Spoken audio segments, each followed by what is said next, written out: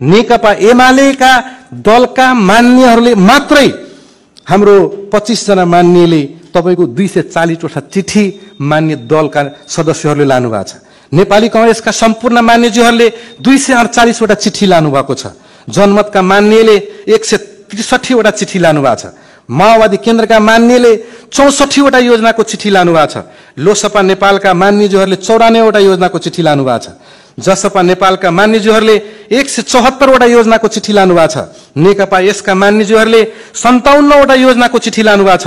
नौपाका मान्यले 5 वटा, राप्रपाका 4 वटा, नेसपाका 4 वटा र यो सबै जोड्दाखेरि 1232 वटा योजनाको चिठी सिर्फ यो सदनमा रहेको 107 मान्यहरूले भौतिक पूर्वाधार विकास मन्त्रालयबाट चिठी लगेको विषय यो सार्वभौम सदनलाई मान्य सभामुख मार्फत जानकारी गराउन चाहन्छु। यसमा मान्यको नाम पनि उल्लेख छ। यो सबै मान्यले कतिवटा चिठी लानु भएको छ भन्ने चीजहरू पनि यसमा उल्लेख छ भन्ने चीज म भौतिक पूर्वाधार विकास मन्त्रालयको तर्फबाट जानकारी गराउन चाहन्छु।